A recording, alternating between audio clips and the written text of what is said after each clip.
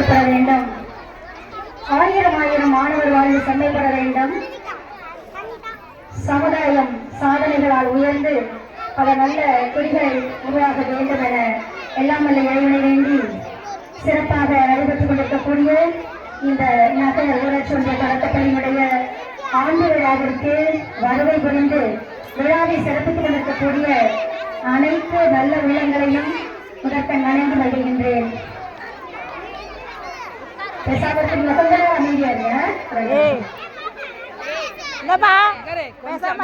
கைபிடித்து எழுத செய்து காலூன்றி இருக்க செய்து இந்த சமுதாயத்தை தாங்கக்கூடிய தூண்களாக உங்களை மாற்றிக் கொண்டிருக்கக்கூடிய அர்ப்பணிப்பு உணர்வோடு அயற்சி இல்லா முயற்சியோடு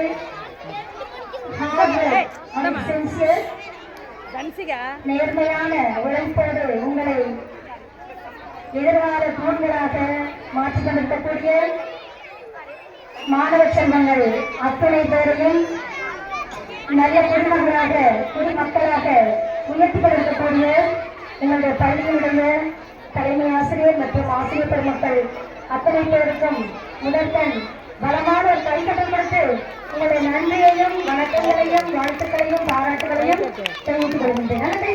பலமா ஒரே ஒரு சின்ன நிகழ்வு மட்டும் நான் சொல்லிட்டு முடிச்சிடுறேன். நான் இந்த உலகத்தை பார்க்க முடியவில்லை என்பது எனக்கு ஒரு மிகப்பெரிய ஏமாற்றம்.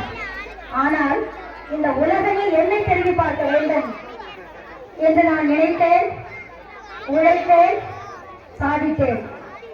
இப்படி சொன்னவங்க யாரும் கேட்டீங்கன்னா ஹெலன் கெல்லர் என்ற அமெரிக்க பெண்மணி.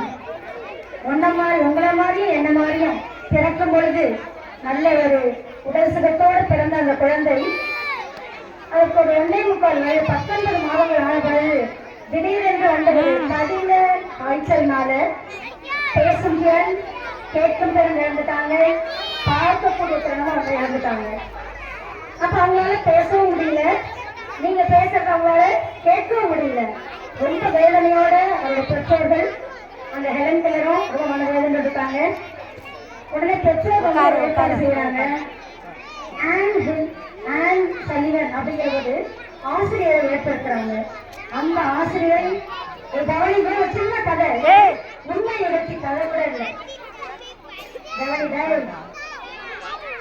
அந்த ஆசிரியர் என்ன பண்றாங்க, ஹெலன்களோட கைகளை பிடிச்சி கைகளை எழுதுறாங்க, அப்படியே ஊக்கப்படுத்துறாங்க. கொஞ்சம் கொஞ்சமா அந்த ஹெலன்களை ஊக்கப்படுத்துறதுனால அவர்களுடைய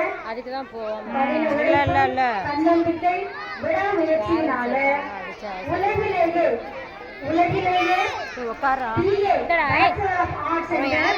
பட்டத்தை பெற்ற முதல் மாற்றுத்திறனாளி பெண்மணி.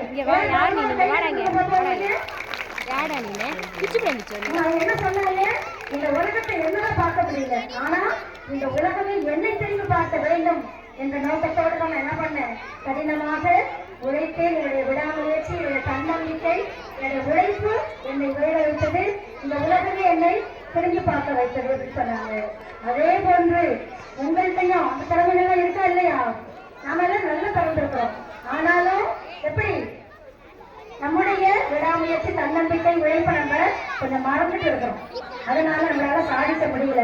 எனவே நீங்கள் மாணவ செல்வங்கள், நீங்களும் உங்களை ஊக்கப்படுத்தக்கூடிய ஆசிரியர் பெண்கள் இருக்காங்க, அவர்களுக்கு நீங்கள் நன்றி சொல்லிக்கொண்டு அவர்கள் சொல்லிக் கொடுக்கக்கூடிய பாடங்களை நன்றாக படித்து என்ன செய்ய வேண்டும், வாழ்க்கையில உயர வேண்டும், சாதிக்க வேண்டும். நாட்டுக்கும் பள்ளிக்கும் வீட்டுக்கும் நீங்கள் பெருமை தர வேண்டும். நான் சொல்றது மட்டும் எல்லாரும் சொல்லிட்டு இருக்கீங்களா? எப்படின்னு சொல்லுங்க. Nobody is inferior. சொல்லுங்க. யாருமே தாழ்ந்தவர்கள் அல்ல. Nobody is superior. யாருமே உயர்ந்தவர்கள் அல்ல. Nobody is equal either. யாருமே தாழ்ந்தவர்கள் சொல்ல முடியாது, உயர்ந்தவர்கள் பாதிப்பாதியா இருக்கும் கூட சொல்ல முடியாது. Everyone is unique. Everyone is unique.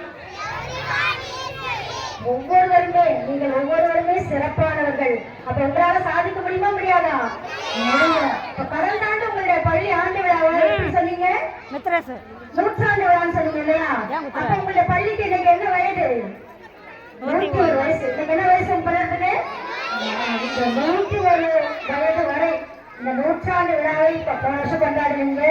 அந்த கொண்டாடத்துக்கு முக்கிய காரணமும் நூற்றாண்டு விழா நாயகியாக உங்களுடைய தலைமை ஆசிரியர் தான் இல்லையா? அப்ப அவர்களோடு ஒத்துழைப்பு கொடுக்கக்கூடிய இந்த ஆசிரியர் பெருமக்கள் நல்லவர்கள் மீண்டும் ஒரு முறை பலத்த கரவலை எழுப்பி உங்களுடைய நன்றியை தெரிவிக்குமாறு அன்போடு கேட்டுக்கொள்கின்றேன். God has created us to play our roles. Yes, very good. கடவுள் நம்முடைய பணியை செய்வதற்காக நம்மை படைத்திருக்கிறார். அப்ப அந்த பணியை நீங்க என்ன செய்ய வேண்டும்? சிறப்பாக செய்ய வேண்டும். You should do it with sincerity. அதாவது நேர்மையாக நீங்க செய்ய வேண்டும் என கேட்டுக்கொண்டு இந்த நேரத்தில் பெற்றோர்களுக்கு ஒரு அன்பான வேண்டுகோள். நம்முடைய அம்மா சொன்ன மாதிரி உங்களுடைய குழந்தைகளை என்ன செய்யணும்? பள்ளி குழந்தைகளை அரசு பள்ளியில செய்யணும். அதுல நானும் உங்களுக்கு